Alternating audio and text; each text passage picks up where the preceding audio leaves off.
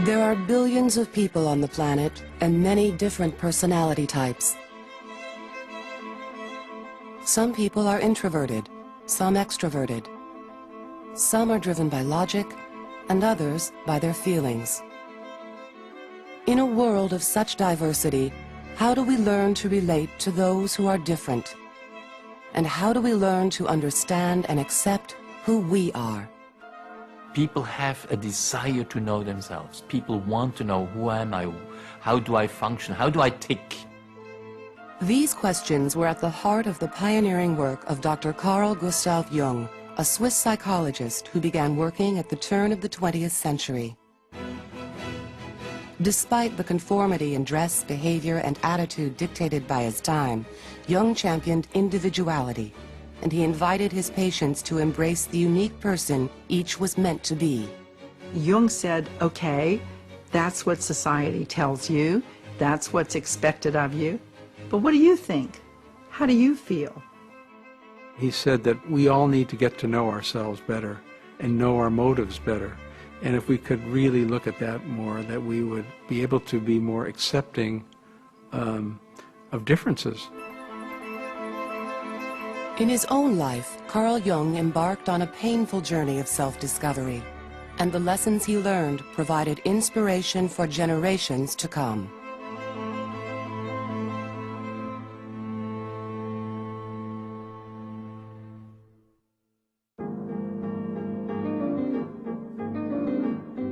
In 1909, at the age of only 34, Carl Jung had succeeded in creating the life he'd always imagined. Born the son of a poor country minister, Jung married the wealthy Emma Rauschenbach. Together, they built an idyllic home and family. Jung had worked his way through medical school and had become a world-renowned psychologist in Zurich. And as the chosen heir apparent of pioneering psychoanalyst Sigmund Freud, Jung was at the center of a revolution taking place in the world of psychology. That revolution was based on Freud's radical concept of the unconscious. At a time when Victorian society prided itself on being highly rational and civilized, Freud argued that people were really driven by repressed urges they weren't even aware of. Jung was one of the few who had embraced Freud's provocative ideas. The pair quickly became partners in promoting psychoanalysis around the world. And slowly they were gaining the respect of the mainstream medical community. In Freud, Jung had found not only an important professional mentor, but also a father figure. His own father died when he was just 20. The death of Carl Jung's father ended any money coming into the household. And it was up to him then. He was the only son. It was up to him to take care of both his mother and his sister. And so keep in mind, Jung was sort of an orphan. He looked for a guide, a father, you understand, and he found that in Freud. Jung's future seemed secure, but there was just one problem. Jung had nagging doubts about some of his mentor's theories. For Jung, Freud was too close, too narrow. Jung was very open. He closed his eyes to nothing. Jung spoke about Freud in a 1959 interview. I liked him very much, but I soon discovered that when he had thought something, then it was settled, while I was doubting all along the line. Freud's theories on the sex drive were particularly troubling to Jung. While Freud believed that sexual urges were the sole driving force behind human behavior, Jung believed that we are influenced by many other factors, like religious beliefs, the need for approval, and the drive for power. Freud said, in effect, no, it's sex or nothing. And Jung said, I can't accept this theory wholeheartedly. And this is really what caused the rupture between them. Things came to a head in 1913 when Jung published a book which directly contradicted Freud's theories. Unwilling to tolerate dissension in his ranks, Freud cut all ties to his former protege. Jung's mentor now became his most outspoken critic. Carl Jung was ostracized from the psychoanalytic movement he'd helped to establish. It was a big blow to Jung. He went through a period of disorientation and a period where he wasn't really sure whether he had lost his sanity or not. Though the separation was in the coming, it threw Jung into a deep depression, which, however, was beneficial. It was liberating. He had to go on his own. The son has to do his own thing. Ultimately, Jung would go on to do his own thing, but the years ahead would be difficult. Just months after Jung's own life had been shattered, the fabric of Victorian society was also torn apart.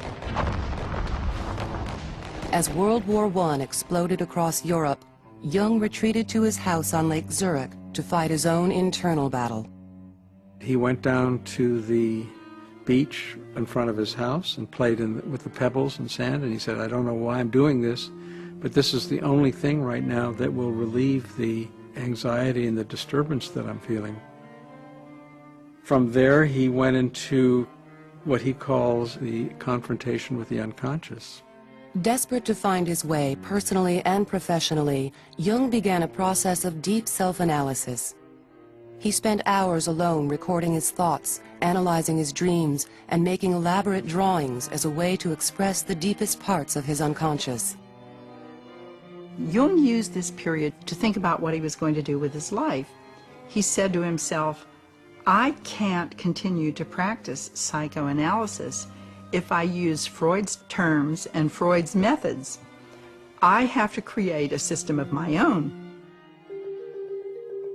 As he probed deeper and deeper into his own psyche, Jung became increasingly convinced that his unconscious was driven by more than just sexual urges, repressed thoughts, and memories. There was another influential force that Freud had overlooked: the history of civilization. Jung had studied many of the world's cultures and religions, and he observed that even the most dissimilar share common ideas and behavior patterns. He found, for example, that Native American Indians had certain stories and rituals in common with tribes in Africa and other cultures throughout the world. And he said, these things are in common. And these people don't know anything about each other. They have no way to communicate with each other. How is it, why is it, that they are all telling a very similar, if not the exact same, version of this same story?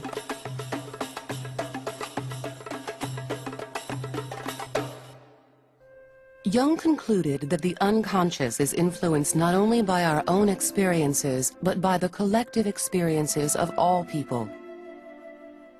These common ideas are passed down through history, religion, and culture. He called this wealth of inherited knowledge the collective unconscious. It is this collective unconscious that leads human beings around the world to adopt similar behavior patterns without even realizing it.